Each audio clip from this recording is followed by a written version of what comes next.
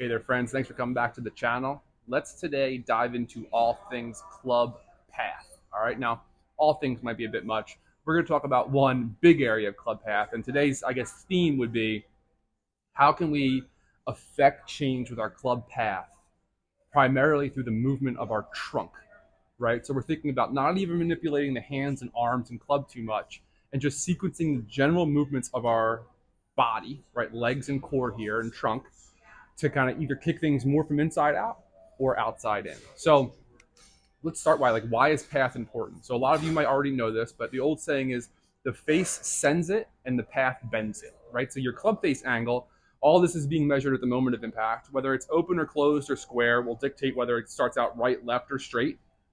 And then based on the path's relationship to the face, you're going to start to see curvature.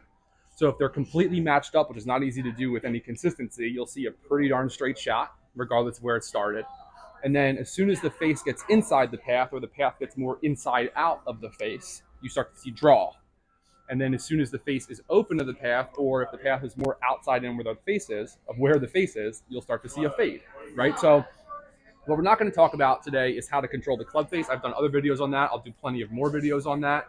But one thing to know for sure before we even get into this stuff is club face is king, right? So anytime I see a golfer in the lessons here on the lesson tee where their path is starting to shoot one way or the other and it wasn't intentional, it's almost always their body's natural way of offsetting the face. Like the old expression is club face is king.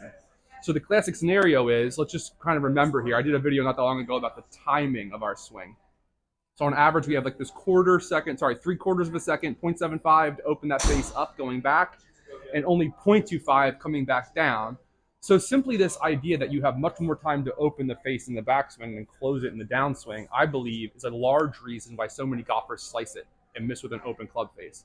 And if you continue to miss with an open club face and you don't get like a proper intervention through a lesson or a friend who knows what's going on, your body will respond by doing the opposite thing of what you want, which I always tell people the only reason my job exists is because of how counterintuitive this game is, right? So if you see the ball shoot off to the right there, your body will respond by trying to work the direction of the club or the club path more to the left or outside in.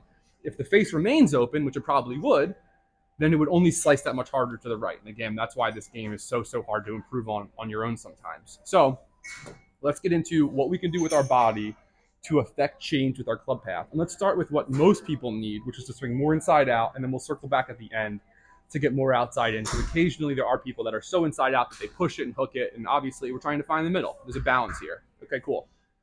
Not only do so many golfers slice it, and that's why I'm starting this way, one other key point here is regardless of where or what this path number reads as on like a launch monitor, right? Because one thing that's happening is this TrackMan or the launch monitor is not going to follow me with my alignment, right? So there are a lot of world-class players that they hop on a launch monitor and their path would read slightly outside in, but if you study them, the club head is still being delivered slightly inside the handle here on its way back to the ball. So even though they're swinging outside in, they're still delivering the club head from the inside, and that's what creates tons of power, consistency for us, right? So it's easier to compress the ball and hit it solidly when the club head is coming from the inside of the handle. So how do they swing outside in? They either stand open or they rotate so much in the downswing that it pulls their path off to the left that way. Okay, cool. So we want to come more from the inside of the handle in the delivery position, regardless of where the path is. Let's just assume for now we want to swing more inside out because we're slicing it, right? So what we're going to do, let's talk about these two key movements we have in our swing, and we're not thinking about the hands, arms, or club here, okay? Those two key movements, there's more than this, but I'm going to simplify and say we're only thinking about the side-to-side movement, so that's lateral shifting. You might call that sway or slide. Some of that needs to be in there for full swings. How much we can argue about, but I don't like the idea of a full swing with no lateral shifting. At the very least, you're going to restrict how hard you can hit the ball that way. Okay, cool. And you can certainly overdo it, which we're going to talk about. But we have our lateral shifting side to side, and then we have our rotation or our turning, right? And those are the two key different kinds of movements we have. We're going to shift and we're going to turn. All right, great. And in general, I think the best sequence in a swing, if you're just trying to stay as neutral as possible, is sort of a shift, turn, shift, turn. And I've talked about that. Okay, great. Now, you're always going to do both of those things at the same time, more or less. But it's only a 1 second swing. But by trying to do more of one versus the other at the right time, you can rebalance these pieces in the sequence to either kick this club more to the right, inside out, or keep it going more left, outside in. How are we going to do that? Well, thanks to kind of cool technology like, Sportsbox AI is the 3D motion capture I've used in the past. That's the kind of stuff that's really helped confirm what's going on here for us, right? So what we know is if we get a golfer really turned in the backswing and then really shifted laterally in the downswing while they maintain that closure. So when I say closure, we're starting pretty much square to the ball. As I rotate in the backswing, my body's closed to the target. As I rotate in the downswing, my body's kind of open to the target, right? So we want to get turned with our back sort of facing the target, closed off at the trunk, and then we're going to sway in that way. If I just put the club in my hands and make that same move, lots of turn, lots of sway, it gives me lots of space and time for this club to start falling more from the inside. Let's try one. We're going to do lots of turn in the backswing, lots of sway in the downswing. And we're not really restricting anything per se. We're just trying to lean more one way or the other. So that was pretty neutral. I kicked that thing about 2 degrees, 1.9, you can see inside out, and the face was pretty square. So it starts straight, has that slight draw off to the left. Okay, now, what if you're one of these golfers that, has already done this stuff and now it's become too much? So the paths are too great inside out. I don't believe in a specific number, but if I was to generalize, probably about 5. If you're standing straight, trying to swing fairly straight down the target line, and that pass starts to go more than 5 degrees to the right, that might be time to start thinking about, is this getting to be too much? Because I don't want someone playing from zero, because it's so hard to hit a dead straight ball all the time. So we're not looking for 0-0. That's not the end result we want. Generally, we want the path to be either inside out enough or outside in enough where we can fit the face right in between that path number and 0. What that gives us is a ball that starts one way and then just nicely curves back the other way in balance. So if the path is like 2, 3, 4, that gives you a nice wedge to hit that face somewhere in between there. Once it gets to 5, 6, 7, you're going to see shots that either start too right or curve too left. And if you're a drawer of the ball that's getting ready to play like a dog leg right as a right-hander, too much curved left becomes a problem, as you can kind of feel out there. Okay, cool.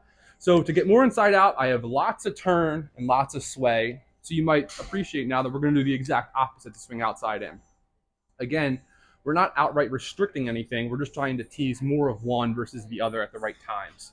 So now I'm going to try and feel like I'm swaying more than turning in the backswing and then turning more than swaying in the downswing. And let's see if we can kind of get that path working a little bit more to the left as a result of that. So lots of sway, lots of turn. I felt like I held that face a little bit more open, which is good for the shot. Yeah, and then way off to the left there, a -5. All right, cool. So for more inside out draw stuff, we're going to go lots of turn, lots of sway. And then for lots of outside in stuff, we're going to go lots of sway and then lots of turn. And a big key here is where this is going to kind of tease my body lines through impact, right? So if I go lots of rotation and sway, we can see how my body line wants to point more out to right field. Not as much turn, more sway in the backswing, and then turn, bang, and now my body lines point to the left field. And that's where we got it there. Okay. So let me just cap off with one kind of simple tip on how you can really try to create some of this change. For me, a lot of it comes from the right knee, okay? So the change of flex of our knees is ultimately what helps our hips turn, in my opinion, and then from there, your hips turn and can allow your shoulders to turn that much more. So if we want to come more from the inside and we want to turn more in the backswing, I'm a fan of trying to get this right leg a little straighter. So the more I straighten the right leg and bend the left, the more you'll see the space pop up in between my knees, versus if I keep my right knee flexed more, you're not going to see that space as much, right? So for all these scenarios, I do want you to load pressure into the right leg, but for that draw, you're going to go pressure turn versus in the fade pressure sway, and you're going to feel that body coast more laterally, okay? So simple concept that I hope allows you to gain more and more control over this very big piece of data here, or this piece of the swing, the variable that is club path. All right, so thanks so much for hanging out and watching the video. If you enjoyed it, consider hitting that like and subscribe button. Any comments at all, any questions at all, that's what the comment section's for, or maybe even suggestions on things you'd like to see covered in the future. And I think that covers it for me today. Yikes, I'm getting tongue-tied here at the end. Thanks for watching. I'll see you next time.